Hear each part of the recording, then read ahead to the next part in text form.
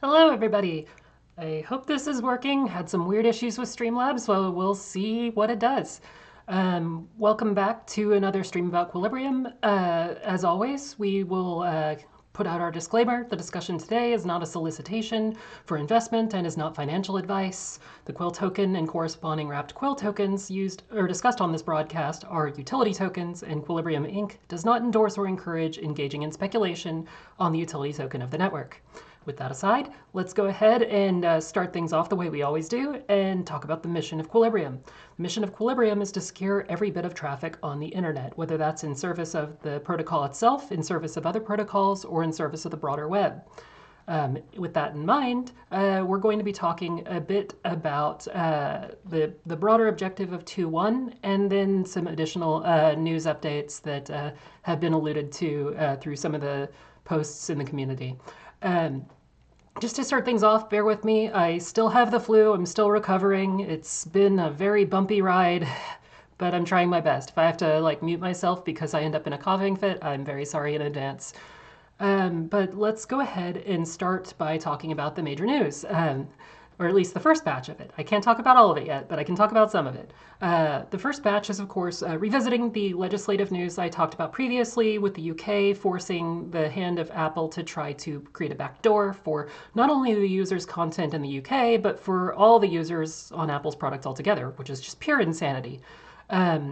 Quilibrium Inc., as well as many others like Tor, Mozilla, etc., have signed a joint statement to the British government trying to dissuade them from pushing forward on this.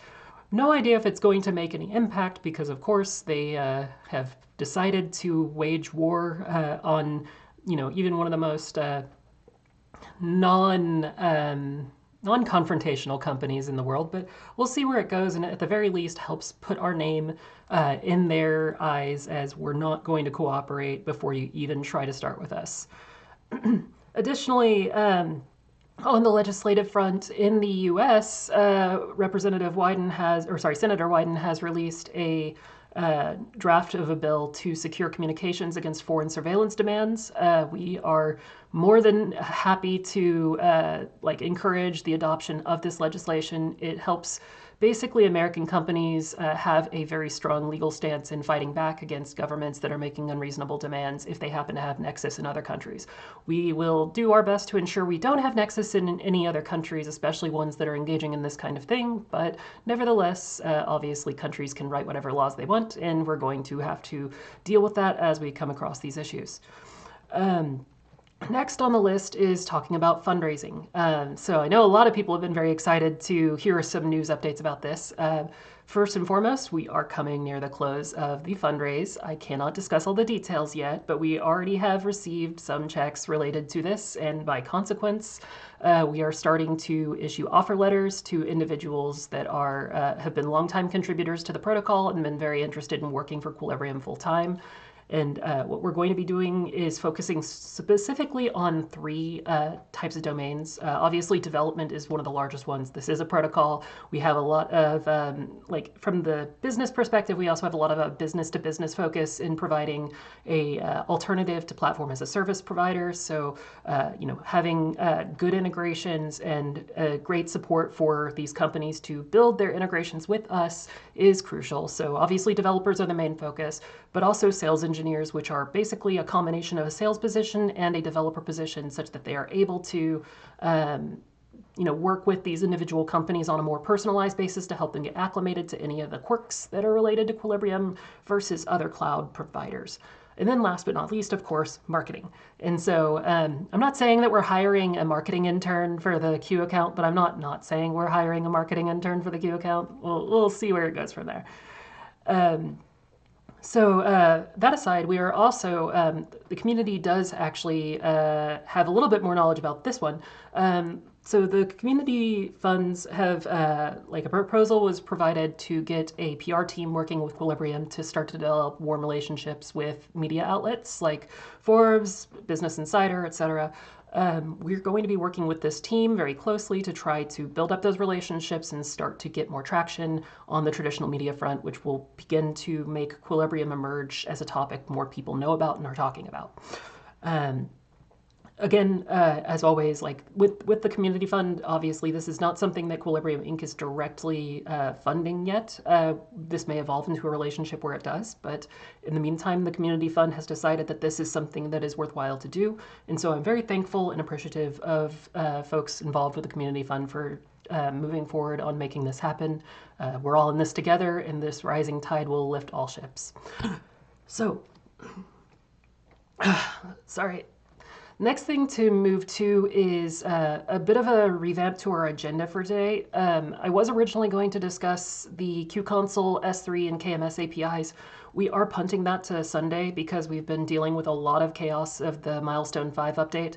And when it comes to trying to prioritize with the limited team that we presently have until that grows in the next few days even, trying to balance priorities and ensure that 2.1 gets out the door as quickly as possible, that we resolve the issues that are arising on testnet to make sure that this 2.1 release for mainnet is smooth and that we can get the bridge back up online as well as quickly as possible. This thing takes priority just because it's something that's so close to being finished. We just need to get it finished. So Sunday we will go back to the QConsole topic, S3 and KMS APIs. So the topics for today in particular that I want to discuss is that one of the things that has happened is Q has grown in mindshare quite a bit. There are a lot of new people who have been coming to the ecosystem, don't know a whole lot about it yet, haven't seen earlier broadcasts, and some of those earlier broadcasts are now outdated because we've had to make architectural changes. These are things that I'd like to discuss in deeper detail and get everybody all on the same page about what we're about beyond just the mission and what our motivations are in building this protocol, and then finally how we're building this protocol, which leads to the previously mentioned topic about how these shards are built up and maintained. So this is just like, the original plan of doing the QConsole and S3 talk. It is going to be a very developer-oriented stream. I'm going to try to keep it as math-light as possible, but there's only so much I can do on that, so bear with me, and please ask questions if you have any as they come up, and I'm happy to answer them. All right, so let's go ahead and get started more from a normie perspective instead of talking about things from a strictly developer perspective, because this is going to be the part I think a lot of people will find value in, even if you're not a developer. So let me go ahead and pop this open. It's going to be a bit of a hassle because I'm not very great at doing streams. I'm sorry. It's not my forte. My forte is writing code. So let's go ahead and pop this open and switch this around. Always have to move so many freaking windows to make this happen. And fingers crossed. There we go. Okay. So for those who have been in the Q space for a while, there's been some times we've kind of gone through some of this, and we talked about the motivations.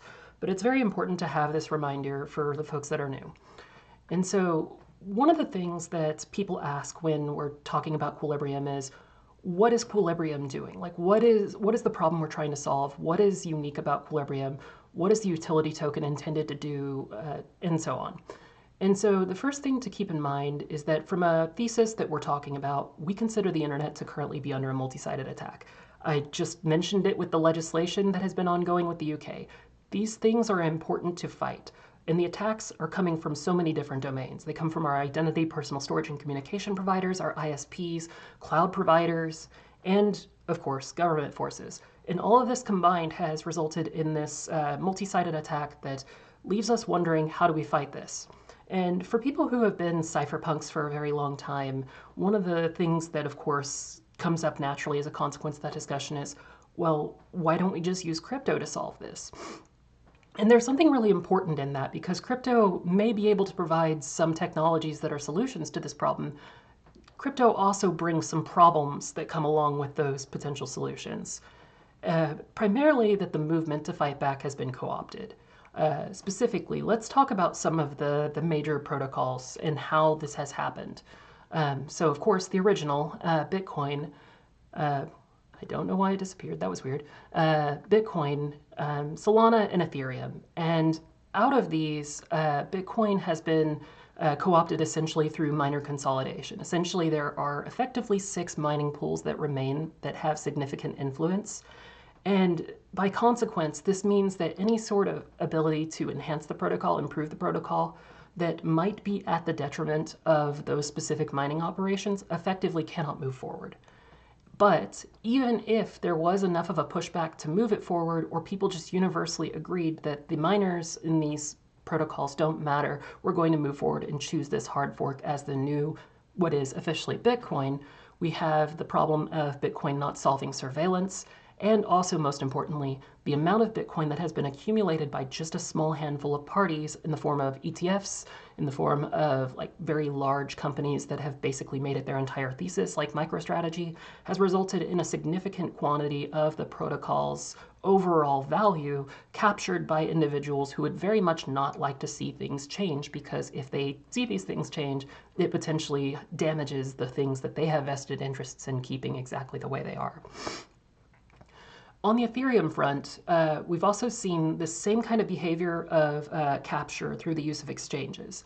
This is the meme that says, never ask a woman her age, never ask a man his salary, never ask Coinbase how much of a percentage of the total staked ETH is theirs. This is just one of the things that comes into play with these protocols, and the nature of how much is actually controlled by just a handful of individuals or individual companies. And so this has been something that is considerably harmful to the overall decentralization of Ethereum as a protocol, and is one of the things that we've had to keep in mind as we've designed this protocol. The other is that they've also made some serious blunders architecturally. One of the things that they had planned to do after they had gotten past the merge was to support sharding the network. And over time, instead of actually trying to discuss how to make the shards work or revisit the architecture that was not viable, to be honest, they just essentially acquiesced that, oh, there's L2s and the L2s are doing well now, so let's just actually prioritize these L2s and helping them grow. And so what has happened as a consequence? You can see the actual value flow, like the number of overall tokens and overall mind share has basically migrated into these L2s, and a lot of these L2s are centralized. And one of those L2s, actually two of these L2s coming up with Kraken's Inc., are actually run by exchanges. And this is something that is essentially becoming a deeply centralizing force of Ethereum itself. But on top of all this, their vision collectively, whether you're talking about the L2s or you're talking about Ethereum itself, has been completely narrowed in scope. Every single time you hear a conversation, they're talking about managing wallets or accounts, account abstraction. They're talking about launching tokens. Everything is talking about tokens. And it's easy to feel like, if you've been in this space for a long time, that tokens, well, I mean, tokens are the whole point of crypto, right? But not really. When you start to actually go back to the history of crypto, specifically when you go back to the history of Bitcoin, and there were early explorations in alternative protocol designs or cooperative protocol designs with Bitcoin, like BitDNS, these people were not actually thinking about tokens. They were thinking about, how do we create completely decentralized infrastructure pieces of the internet. The way that things work right now, they're technically decentralized in the context that you've got multiple servers all over the world communicating with one another, but when you actually trace, follow the money, it ends up being concentrated into a handful of just a few individual companies, which gets back to our talk about the multi-sided fight for the web. And so these early pioneers in the space were talking about broader ideas, broader protocols, things that were not remotely related to tokens. And you can actually see, like, if you go back to the Bitcoin talk forums, you can actually see those discussions talking about like BitDNS, where the idea was to actually basically use Bitcoin as the overall security layer, providing that proof of work that was creating tokens, but it also establishes the right to create DNS names on BitDNS. And these types of ideas have weirdly fallen to the wayside. You do see some people talking about DPEN as this kind of modernization of it, but when you actually follow those discussions to their logical end, it always comes back around to talking about, launching a token for every single thing. And this idea that everything has to be tokenized is basically a cargo culting mindset. It's not thinking broadly about how can crypto solve these problems. It's thinking, how can we make crypto be the concentration of these problems? It's a very broken ideology, and it's because people aren't willing to think outside of the box.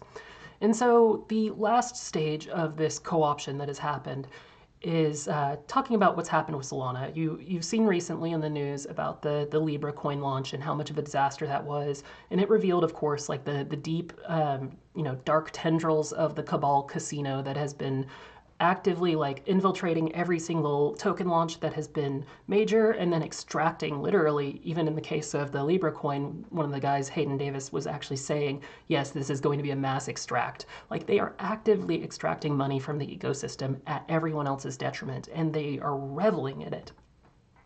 And this is just, further exacerbation of existing problems with this focus on tokens. But to make matters worse, instead of actually trying to like bring meaningful value outside of just coin launches and stuff, there's certain protocols that have been stoking the fire and actively trying to encourage more of this to happen on their network. And then they've gotten into these pissing matches with other protocols and the L2s on those protocols that they're not the place to do this. And it's kind of a weird thing to think about, because why, after this disaster just happened, are they wanting more of this disaster to happen? It is not a positive sum event. It is basically turning crypto into a zero-sum PvP financial chicken casino game. And that's just not what we were originally fighting for. And last but not least, by consequence of all of this, you've started to see a huge sea of bad actors emerge. There's been bad actors historically every step of the way with really any broadly pioneered space. It just happens by consequence of something new, novel, hard to understand, and by consequence you get people who latch onto it and exploit that information asymmetry. But what's different about this generation is instead of having like a principled set of individuals that are like fighting back against this and speaking out against it, you have some of the people who are actively being one of the largest financiers of this the day after the event had happened, actively encouraging for more of it to happen. And so why not crypto is, well, pretty self-evident. So instead, we had to think back to first principles. And the current thesis of crypto, even on the good side, can't win this fight, because at the end of the day, it is strictly all cargo culted from this idea that a blockchain is how everything must work. And the linearization of all content into singular blocks of transactions, especially with execution caps, it only succeeds at producing limited financialized applications, not internet scale applications. You can't put the entire web on a blockchain. It isn't possible because there's intrinsic limits to how large that can scale as a data structure. It'd be like trying to put an entire database into S3, for example, if you're talking about traditional web application building. You can't do it because it's not built for that. And so the best thing that you can actually get out of it is a decentralized, transparent public ledger. Great. If that's what you want to build, if you want to build a spreadsheet accelerator that is trustless, great. Crypto has done that so far. But if you want to build something that replaces and secures the broader web, you have to think much deeper and much more outside the box and come up with new primitives that can actually fulfill this. And so that's what Quilibrium is. It's an alternative thesis to crypto. And there's also a video that I've done when I was giving a talk at Coinbase talking about what we've been building and the parallels from history, from the Homebrew Computing Club, and how that relates to how we're seeing the same bit of history repeating in crypto. We're revisiting those first principles and thinking about how we can coordinate the network with parallelized private execution for instant finality at global scale without having to succumb to building on a blockchain. Because again, a blockchain can't scale to fulfill this aim. And so talking about the architecture of Q has evolved a little bit, and in part due to our extreme testing that we've been doing on testnet in terms of just overall improvements that have happened more broadly in the research space, and ultimately has culminated into what this architecture is today, which is at the global level, every single node is maintaining a collection of global synchronized commitments, and this is about 19 kilobytes of data. 19 kilobytes of data is very easy for every single node to keep track of and keep up to date. This isn't something that we run into scalability issues with, because it's something that, one, it propagates every 10 seconds, and two, it's deterministic in nature, so it's very easy to avoid any sort of conflict resolution problems. And then from those global synchronized commitments, we actually create the collective data shards of the network. And these shards are represented as a tree. If you are familiar with the structure of Ethereum's world state tree and account tree and all the other trees that they use, they're all the same kind of tree. It's a Merkle-Patricia tree. And a Merkle-Patricia tree is a radix tree that is essentially, from the root of the tree, you have 16 elements, and they represent the nibbles of the byte, which is 0 through 9, A through F, in terms of hexadecimal, and then it branches out into the overall leaves of the tree. We do something similar, except ours is a vector commitment tree or Verkle tree. And what that enables us to do is two things. One, we have expanded the branches out to 64 individual slots instead of 16. That has proven to be the most efficient in terms of computation for us. But two, when you create a proof for a Merkle-Patricia tree, you have to actually include a lot more data into your overall proofs to prove that data exists. And it ends up being roughly, with the current state of the network and how large it's grown, it's roughly about 1 kilobyte of data that you have to provide for proving any one thing. And with a Verkle tree, we actually only have to provide a handful of elliptic curve points, which just serves as the basis of proof of data on the network. And by consequence, that means that transactions are lighter weight, proving any data on the network is lighter weight, and overall, this can scale out much more broadly. One of the things we also do with this core tree, and why this is important the way we've structured it, is that the nature of how this is structured provides additional metadata as you go up further in levels. So on the tree, you have essentially a bit of data that says how many leaves are underneath that branch, how big the overall data is underneath that branch. And from that information, that actually tells us when we should break out into a new shard. So one of the things architecturally you see in very large-scale applications that aren't crypto-related is you'll see them have a partitioning scheme that basically pre-partitions the data into logical partitions before it actually is used into individual partitions on whatever that application is. We do the same thing with our shard trees.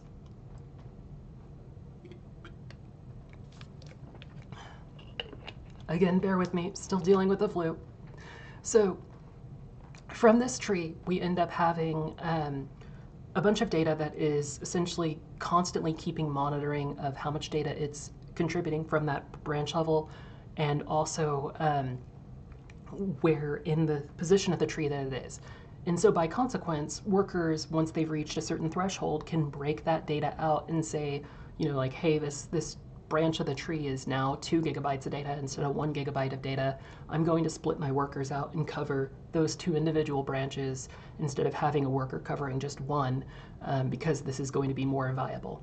And not only that, it also gives us the ability to very easily reason about how multiple shards can be proven over in one single step, because that root of that branch, not the root of the tree, the root of the branch, gives us the ability to, at that exact position of the multiple shards, create a proof that constitutes that one block of shards.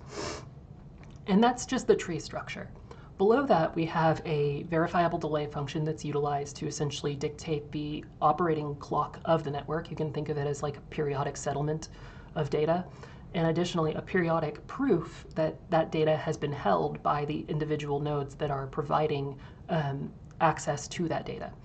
On top of that, the data itself that lives on the network is utilizing what is called verifiable encryption. So when you are putting data on the network, you're actually encrypting this data in such a way that you prove, one, you have the relevant key to this data, or you have provided a public key relevant to somebody who should have access to this data, and two, you have provided sufficient proof that this data is encrypted such that whoever that key holder is can reasonably decrypt it.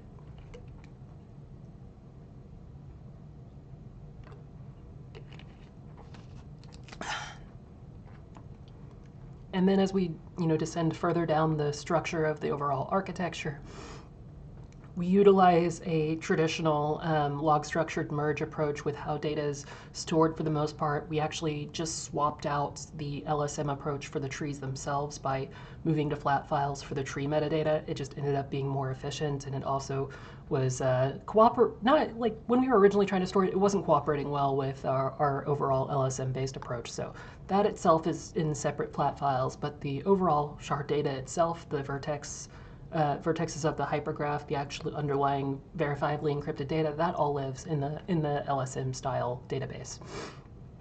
And then on the execution side of things, we have essentially the primitives that are required to provide private retrieval of data, private execution of alterations to that data, or at least evaluations of that data. And as we move forward and introduce even more primitives, we'll be enhancing what we can do on the network to greater degrees. So when we talk about how we're enhancing that, we talk about what the nature of the network is like in the first place. And from the dawn era, we had introduced a lot of unique core concepts to the network, things that other networks were only slightly doing or doing differently. In the case of the peer list, that one's actually a little bit commonplace for all of them, but it's just important to know that we have this idea of a globally shared distributed hash table of peers. But essentially our sequencing of data through the master clock, the data proof clock, the secure message channels, those have already popped up in use with Quorum, the key manager, which is how we're essentially providing a peer level key and then a prover level key. That prover peer separation is something that'll be very important for keeping essentially the recipient of a reward in cold storage without having to constantly reveal their key material. And in fact, they don't even have to reveal their public key if they're just providing an address. Our original ceremony application, which was demonstrating our ability to calculate this MPC evaluation, is essentially an extension of our original Powers of Tau ceremony. The execution context itself, which is what we thread through to the overall master and data proof clocks, and then the primitive storage layer itself, that's something that we've rapidly iterated on and enhanced as we've gone along. And we've now entered this phase called Dusk, which is the 2.0 release and then subsequent 2.1 release of the network. And this release has been a bit tumultuous as we've been iterating and evaluating and revisiting some of our initial assumptions. They say the line goes, everybody think they got a plan until they get punched in the face. And we definitely got to get punched in the face a whole lot when it came to how our assumptions were tested against the reality of hundreds of thousands of nodes being flung at the network instantly. We really had to test problems of scale that other networks just haven't. And a lot of that comes down to the basic principle that we've done differently that other protocols besides Bitcoin haven't done. And it comes down to this. We don't have a token generation event. We don't have a pre-allocation or distribution to insiders or VCs or people who are doing marketing or those awful KOLs. We didn't do any of that. And instead, we strictly did a fair launch. If you launch a node and you participate in the protocol, you get rewards relative to the rules of the protocol. And by consequence, that meant that a lot of people immediately jumped in and started, of course, running their nodes. And so this, unfortunately, has resulted in, we had a lot of problems that we had to solve at scale that other protocols probably never even will. But the Dusk series of releases has resulted in us bringing out these very important elements that are essentially the foundation of what this network will be capable of doing. And so when we talk about the Dusk release, it is the combination of 2.0 and 2.1's work that is coming into place, like 2.1 being launched very soon. Again, I learned a lesson about providing dates. That's a terrible idea to do because, like I said, plans change when you have to deal with unexpected surprises and black swan events.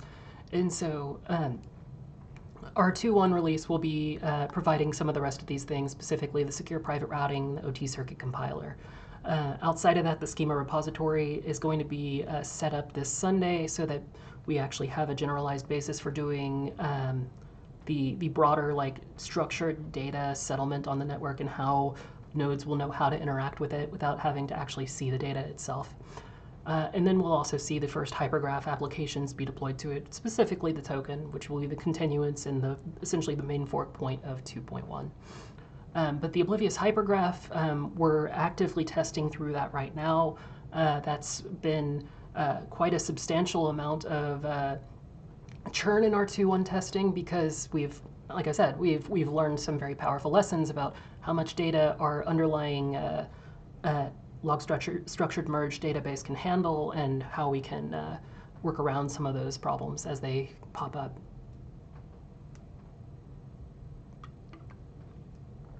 Now, this is a lot of things that are important to understand if you want to be a developer on this protocol.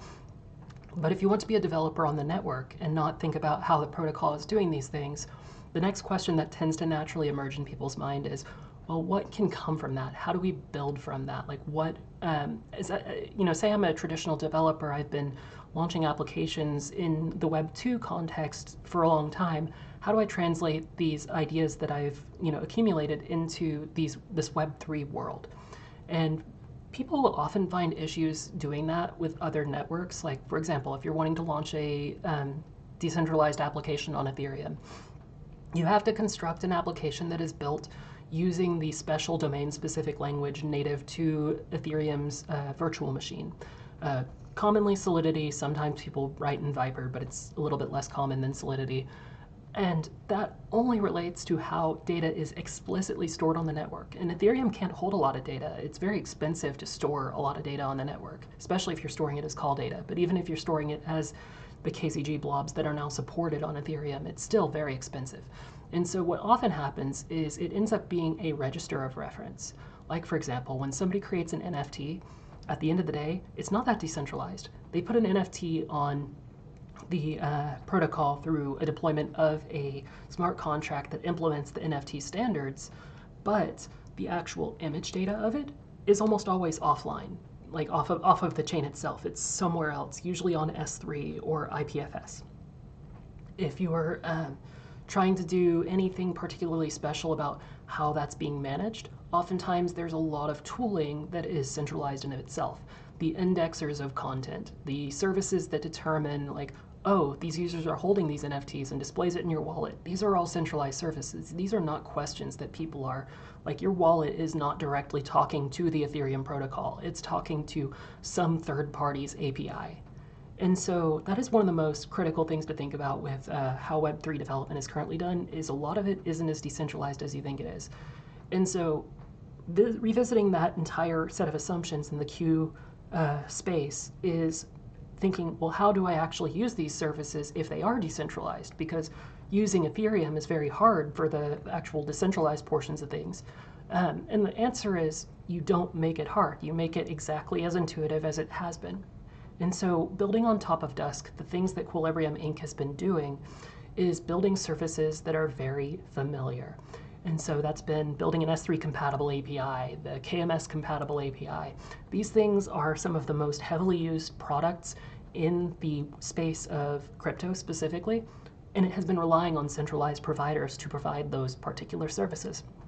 So instead of deploying a smart contract to Ethereum that has a bunch of like link references for image data to S3, you can instead utilize Quilibrium's S3 compatible API, put that data on a decentralized protocol, and then you can reference it the same way you had been, and now you actually have a significantly more credibly decentralized product, whatever it is that you're building. Same thing with KMS. A lot of people have been relying on wallet as a service providers, and a lot of them are not being very honest about the nature of how wallet as a service works for their infrastructure. It's very frequently behind a centralized, trusted execution environment that takes key material and actually does the signing operations as a unitary actor instead of a cooperative protocol where one person's holding a key, the infrastructure is holding the other key, and it works together. But on top of that, we're more broadly going to be providing other additional APIs that are compatible with existing services like Redis compatibility, CQL compatibility, Lambda style compatibility, and that's a bit longer out, but these things are very crucial for actually decentralizing the broader web. And instead of getting into like pissing matches on Twitter about how decentralized a protocol is versus how, VC captured another protocol is, we're instead focusing on an entirely different domain of people. We are willing to work with and do work with crypto projects to help them actually meet their needs, but we're coming to them more in the same style that a Web2 provider is, in the sense we're coming to them about what problems we're actually trying to solve and not trying to just like tick a box on how this somehow makes something decentralized. We're actually trying to solve their actual problems that they need to solve. Then from this first generation, we move into the second generation of broader services that we intend to offer. And so in that, we end up with a streaming video store, streaming audio, image store. Those three things are essentially building on top of the existing object store that we're going to be exposing, but they provide really important attributes that aren't necessarily in those natively. A lot of that is compliance related, but that's still something very crucial that companies pay a good amount of money for, because compliance is something very, very, very important to businesses. Regardless of the ethos of like a particular project and what they say, they still have to be beholden to the law, and that's something that we are very like dead set on delivering in a way that still provides privacy.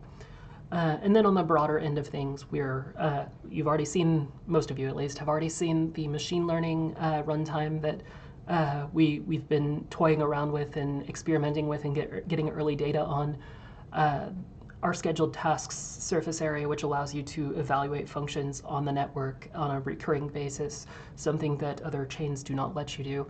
And then also the meta virtualization layer, which is essentially taking what would be like EC2 on Amazon, but putting it on the network. And that's going to be a significantly, it's a larger lift for the protocol, but it's something that is going to be a real like game changer in how applications are deployed in a decentralized way. And that's essentially what we've been putting together. That's what we've been working towards.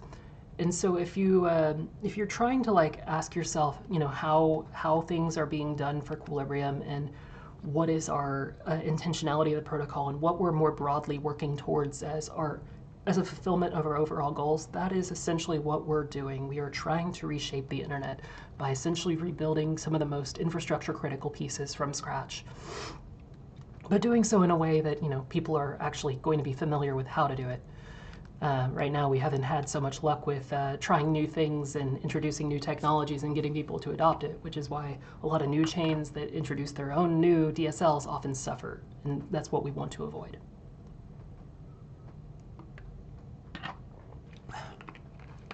So, the last thing that I wanted to dive into for tonight was talking about the nature of how shards work on the network. And that's something that is, like I said, it's based on our overall tree structure, but I want to dive into deeper detail about how that actually plays out with the overall structure of the nodes on the network.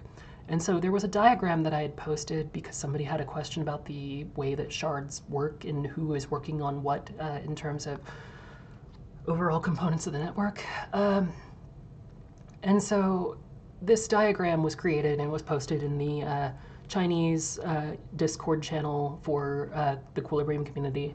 And some people saw that and were like, wait, where was this discussed? And it was just an explanatory diagram. And so instead, I'm going to actually walk through what this means because people had a lot of questions about that with respect to sharding. And so, like I said before, shards on the network are logical shards. There is a physical separation to it when you start to get into how those shards are held by the network.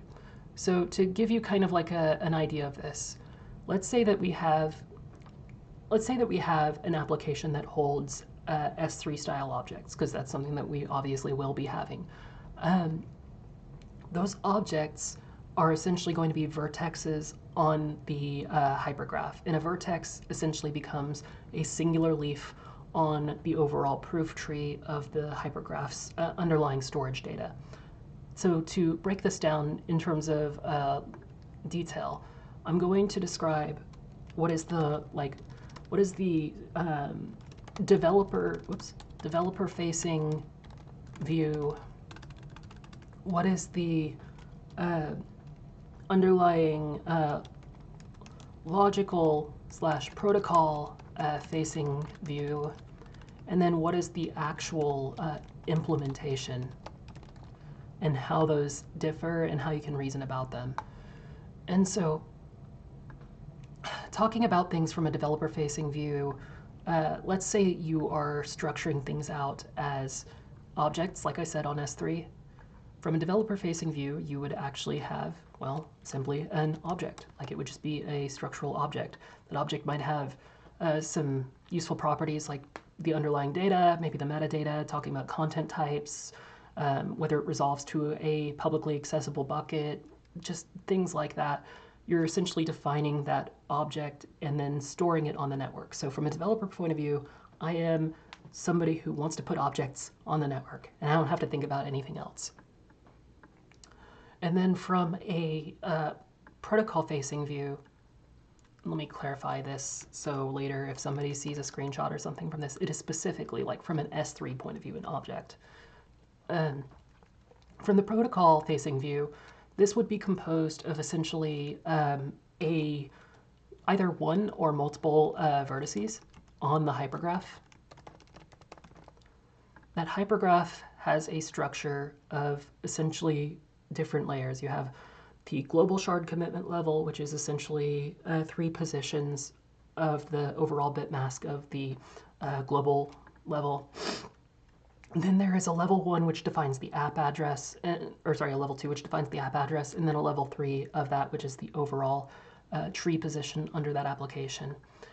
And then the last portion would be, from an implementation perspective, it would be the vertex adds set of the specific app shard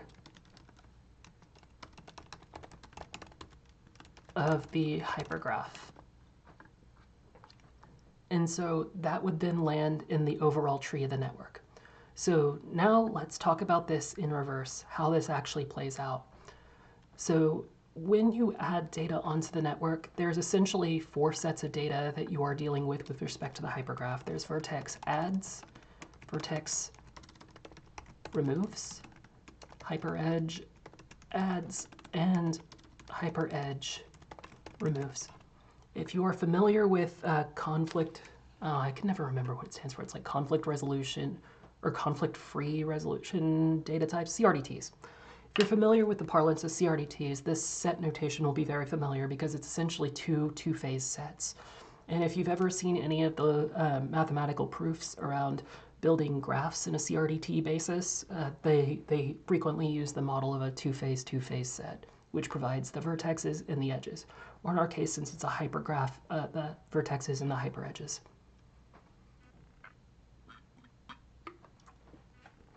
But we're starting simple here. We're strictly talking about how objects get resolved on the network. So if you're putting an object, just a simple S3 style object on the network, there's a few limits you have to keep in mind, which is a vertex can be no greater than 1 gigabyte in resolved data. And so what does that mean? When you have a block of data as an object, it could potentially be many sizes that could be potentially over 1 gigabyte. And so by consequence, you may need to break it down into smaller pieces. But on top of that, it has to be stored in a way that's native to the network. So now you have to do 2 things. You have to break it apart into at a best case scenario, the largest size chunks that you can be allowed to place on the network. So say this is 1.5 gigabytes. For the sake of being easier to pool, you would want to have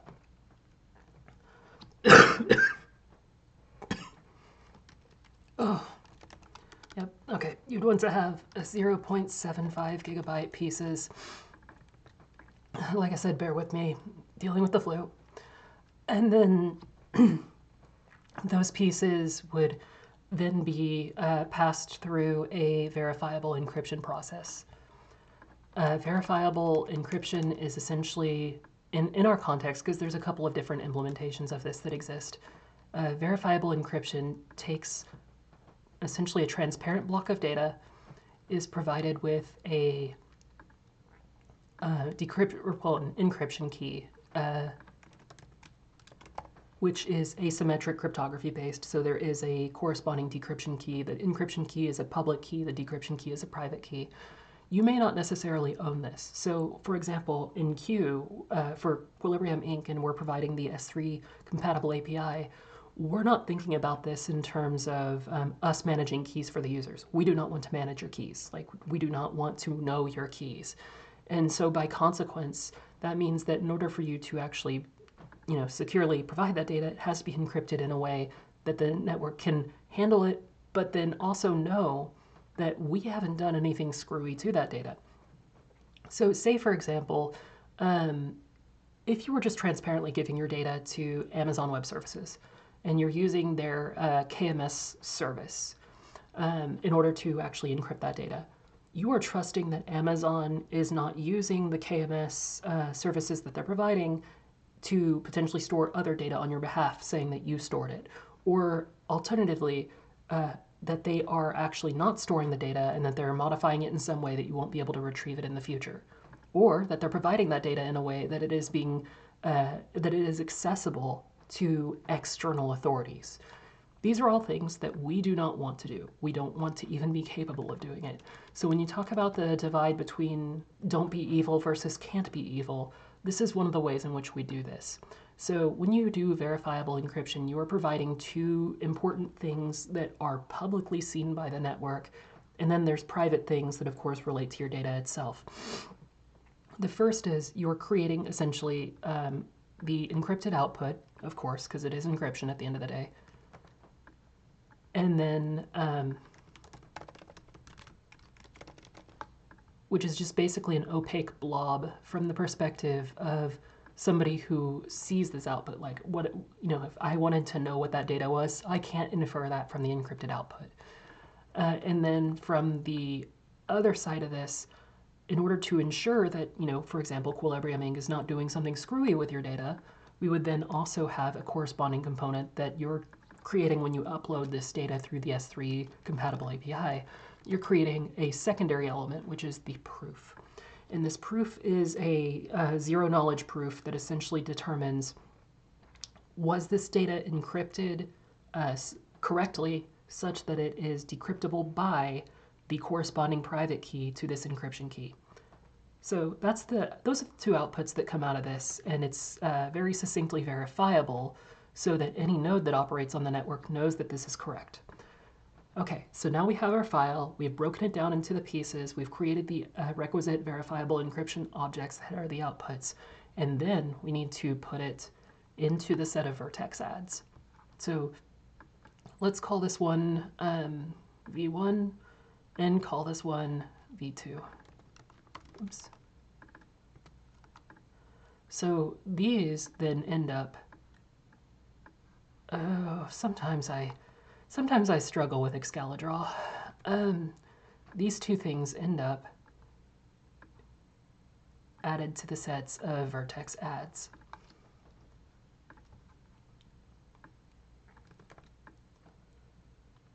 But what's important to know is these are added by reference. So we essentially have what is called the statement element, which relates to the overall data that comes through for the proof. That statement is what gets encoded into the hypergraphs vertex adds. The actual underlying data to it is stored separately in the log structured merge database. And these two vertex adds objects are essentially now contributing to the overall proof tree. So each of these sets, these two-phase sets, are individual proof trees, these Verkle proof trees, if you will, such that you end up, I mean, if there's really only two objects, then there's only two objects, but so that you end up with, for the overall application of the network, the overall application shard of the network, I should say, you end up with a singular root commitment that collectively is a statement that can be used to verify any data on the network. And in this case, at the application level. So when we're talking about this shard-based approach, obviously you don't need a shard when you're dealing with just these two items, but for example, as we've been doing on testnet, we've been creating a very, very massive application level shard for the token application, as we've been encoding mainnet data onto testnet to verify that we can safely do this upgrade to 2.1 for mainnet. And as part of that process, we have generated a very, very massive application level shard for the vertex adds sets. And so what ends up happening is you end up with a tree with a lot, oops. Okay, there we go. You end up with a tree with a lot more, not just leaves, but branches. And again, keep in mind that the maximal number of these elements is not 4, as this picture would suggest. It's up to 64. So you end up with a very deep set of branches and then underlying leaves at the bottom of it. And so how we dictate shards are created from this is going back to the original point that was made about how data is split out. A vertex can only be up to 1 gigabyte of overall data.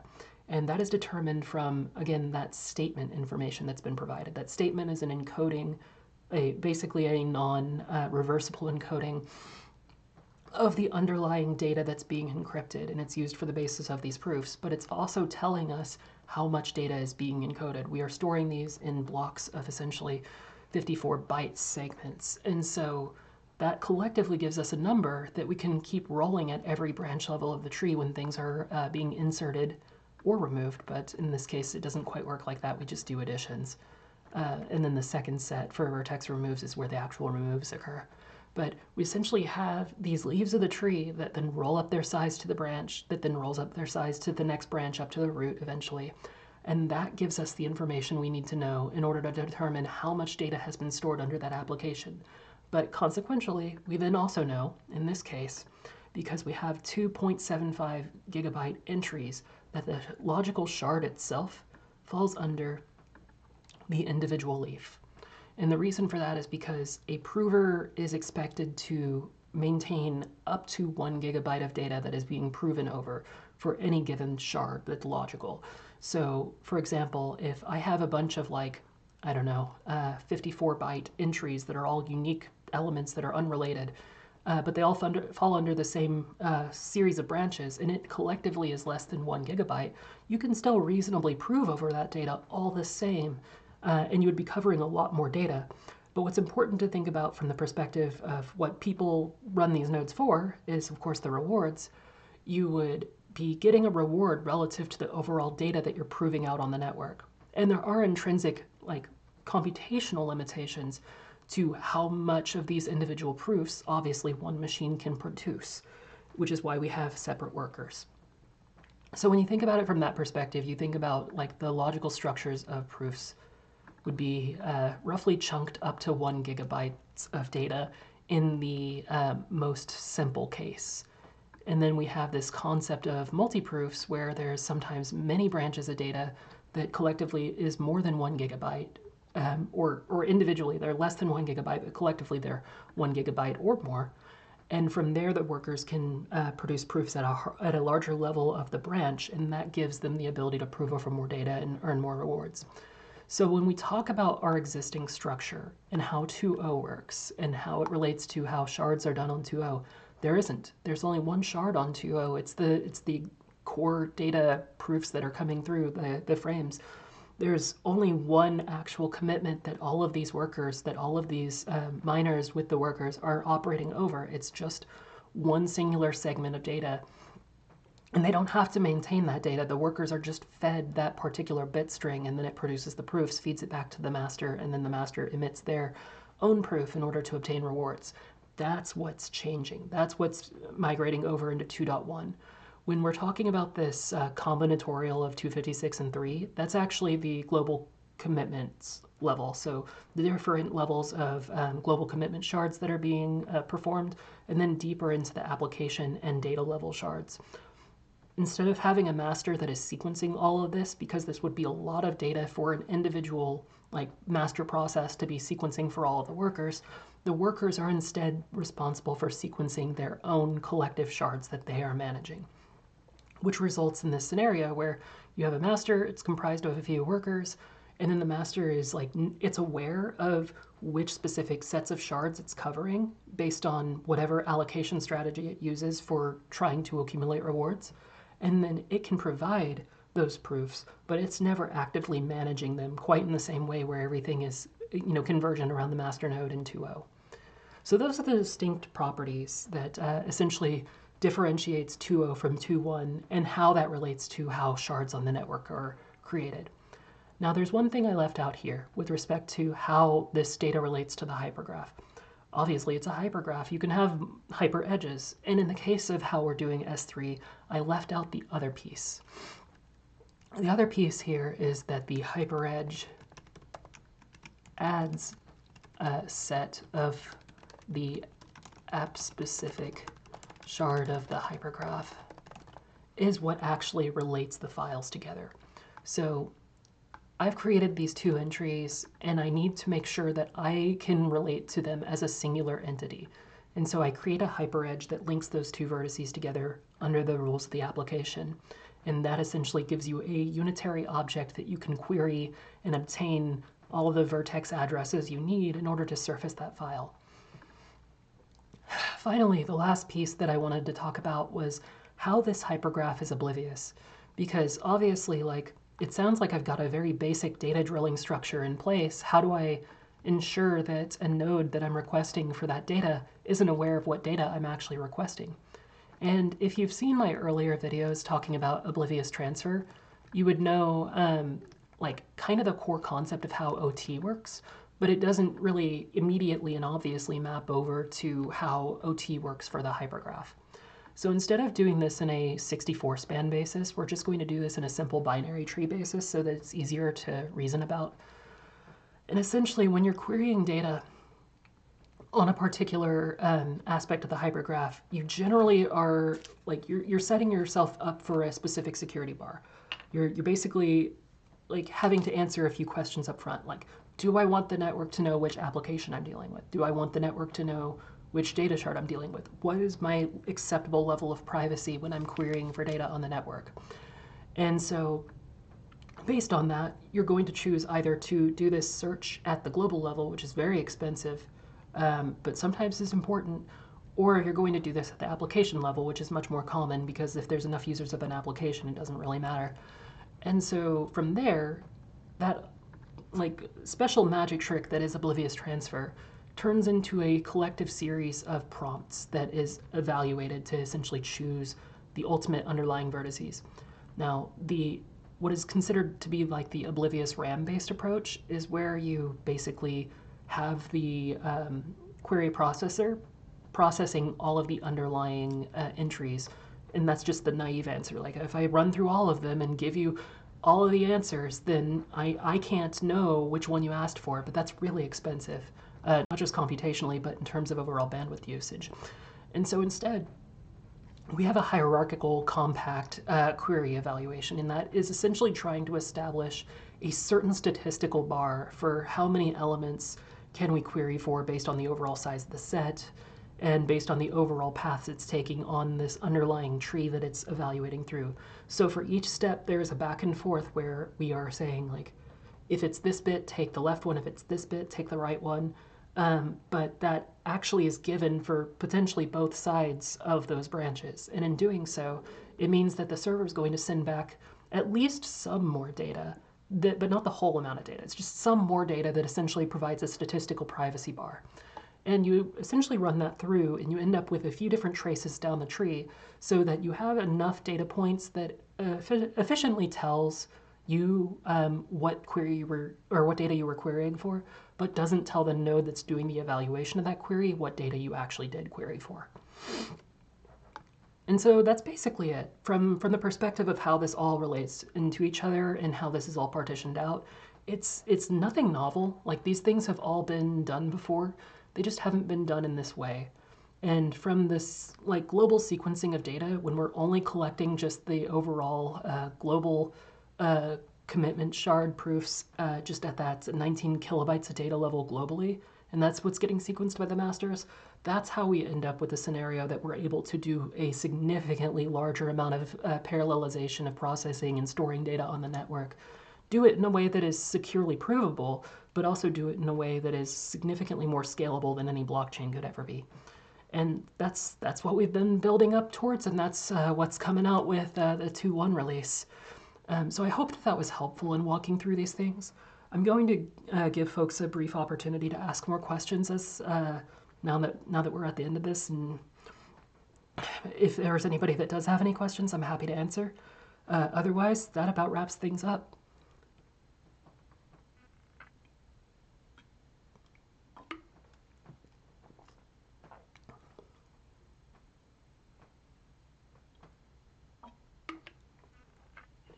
And like I said earlier on the stream, this Sunday we will be returning to the S3 and KMS APIs and talk about QConsole.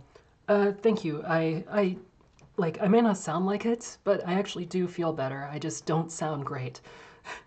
That's kind of the downside of the flu, but at least it's virtual, so I'm not getting anybody else sick.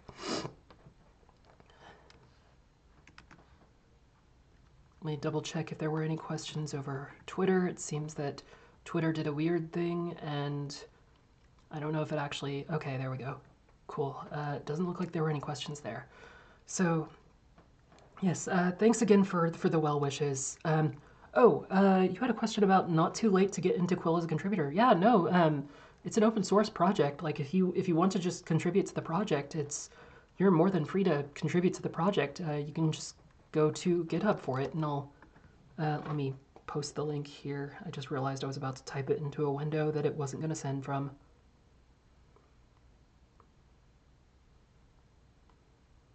Any aspect of our underlying network and all the applications we build on it, like Quorum, for example, are open source.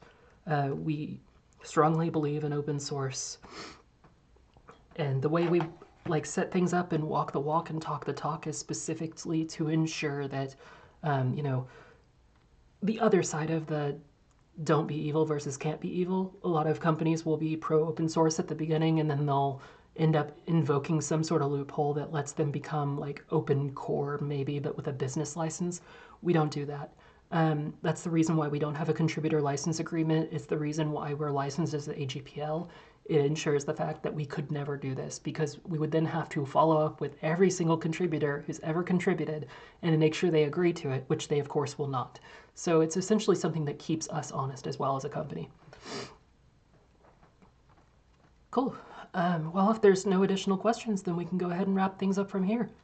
As always, we try to keep these on every Sunday. Obviously, this was a bit harder with the flu, but this upcoming Sunday we will return to the Q Console, S3, and KMS APIs, and also hopefully a few more interesting bits of news as we get there.